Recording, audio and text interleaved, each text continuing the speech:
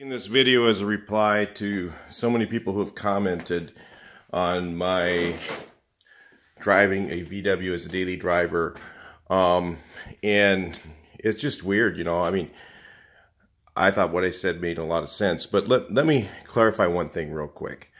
I do drive my VWs. All my old classic cars, I have 5 of them. I drive all of them. But I do not drive them as a daily driver that I'm using as my primary transportation. And I do not recommend to anyone else to drive one as your primary driver every day. And I'm going to explain this to you real quick why. And it's not as much the parts and stuff like that. That is part of it, but it's not as much that as it is really for your own safety.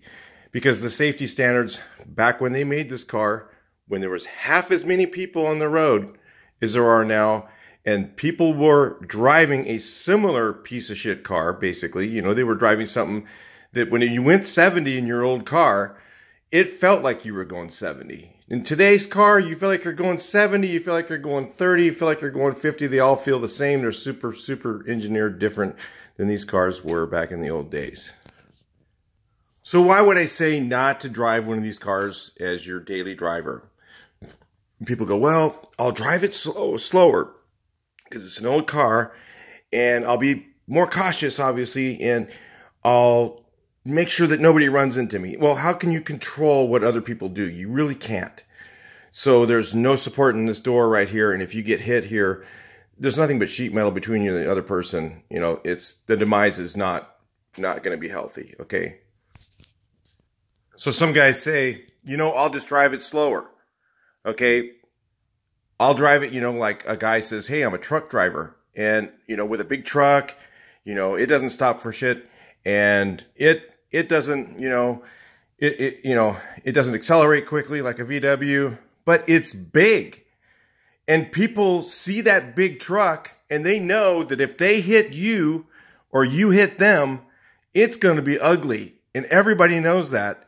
So they have a lot more respect for trucks than they do an old Volkswagen. It's not a good comparison, okay? The other thing is, guys go, hey, I'll drive it easy, I'll be real careful, and all this stuff. And that's all good said and done.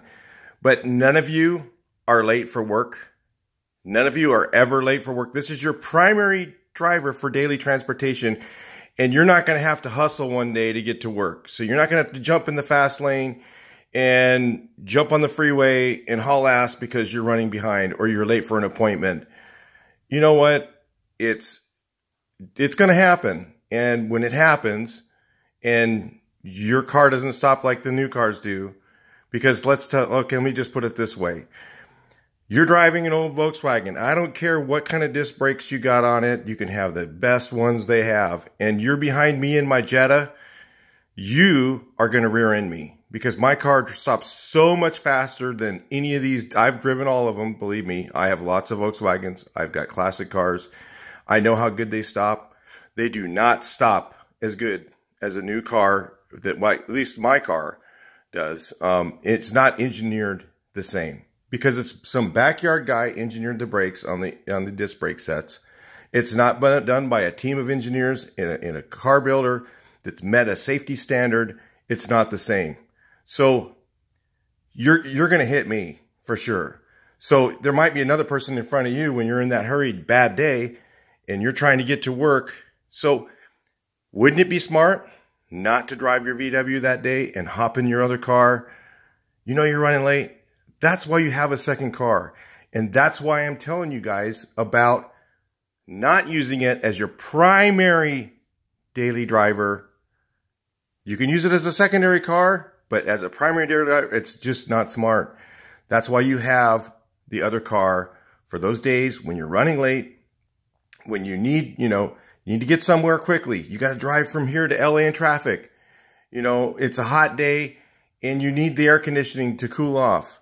You know, that's the reason you have the other car. It's not just because, you know, I'm an anti-Volkswagen person. I'm absolutely not an anti-Volkswagen person.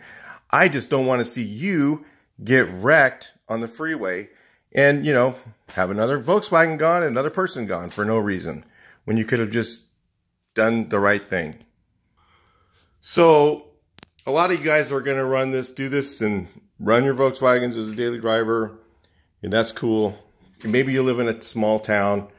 You know, that might be acceptable, and that's cool. In big cities, like myself, you're near LA and you start driving in traffic, it's just a matter of time before you get rear-ended. I almost got rear-ended today, and it wasn't my fault. You know, rear-ended is not your fault, right? I mean, I couldn't even do anything. The guy behind me got hit by someone behind him, and he almost hit me.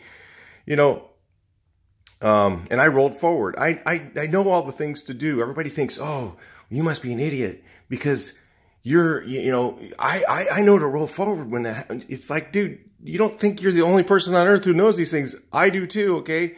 But I'm being real about it, and I'm going, look, if you want to keep your nice, beautiful, old classic car or your old Bug or whatever, and you want to keep it and you don't want it to get wrecked, then choose when to drive it. It's a smart idea. I'm not saying don't ever drive it. Please drive the car, but drive it when it's safe.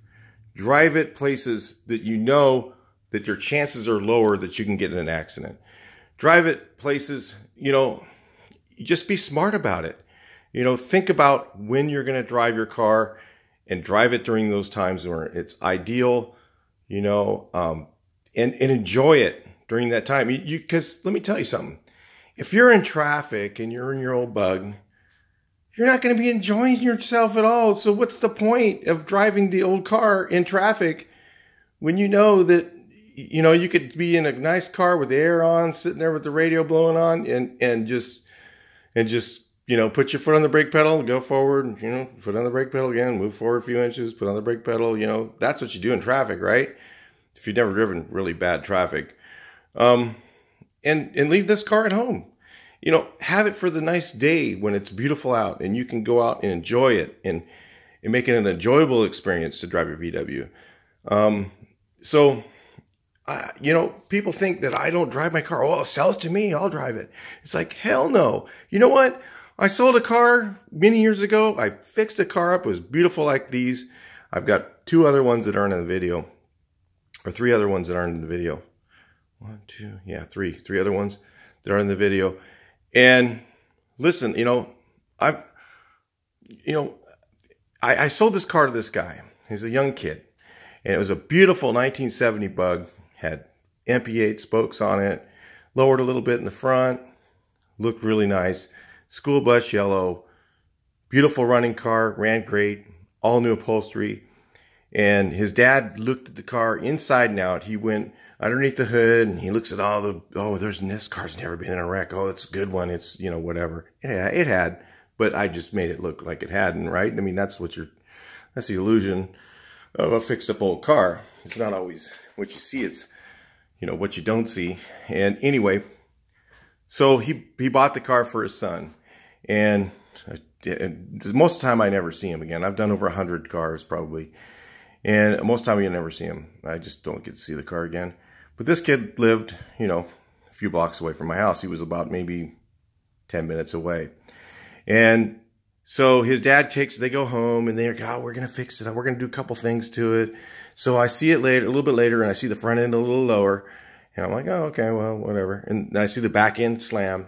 And all of a sudden I see the muffler bent up on the ground.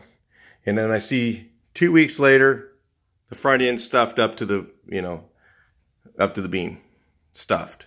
Just, and I'm like, oh, so all that work went to, you know, what the hell, you know? It's gone. The car's gone now. And what I'm telling you is, you may say, well, he was a dumbass. He wrecked into somebody. But what about when it isn't your fault? What about when it's like me? I was driving my other 65 sunroof car, and I went through a stop sign. And I stopped, you know, I went through my turn to go. And I would go, and I start going, and I see this car coming. And I go, this guy is not going to, he's not going to stop. This guy's going to run the stop sign. So I floor it, right? Could either hit the brakes or floor it. I was too far in to the intersection. I floor it. The guy comes through, blows the intersection on the brakes and hits, and because I was on the gas, he hits my rear bumper. What if he hit my door? Okay, what if I wasn't able to, what if it just stumbled and the car didn't, you know, accelerate the way it should, and he bumps into the door? You know, the car's gone. The car's gone. You're not going to fix it. There's no way you can. It would have been just completely totaled out. The guy was going like 40 miles an hour. He ended up just nicking my bumper and bent all the brackets over a little bit, straightened everything out. And of course, he didn't have insurance. You know, I did, but he didn't have insurance, and I didn't even bother to call my insurance over that, because it was just a little bit of straightening stuff. It wasn't even worth calling him over, because it would have made my premiums go up probably. Who knows? I don't know. It wasn't even a big deal. So I ended up fixing it. But what I'm trying to tell you guys is, look, you know, if you want to keep your old VW, you drive it when it's ideal. You drive it, you use it as a second car. You use it as a you know, a weekend car, or a car that you take to work every once in a while. You know, I'm not saying don't drive it. Don't just worship the damn thing, leave it in your garage. That's the worst thing ever to do to a car. But drive it when it's a good time to drive, not when it's more than likely not going to, when you're in a hurry to, you're late for work, something like that. Don't drive it.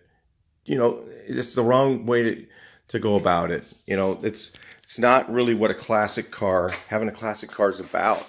I've had classics my whole life. Ever since I was 18 years old, I've always had at least 2 or 3 classic cars. And I've always drove them, but I never drove them as a daily driver.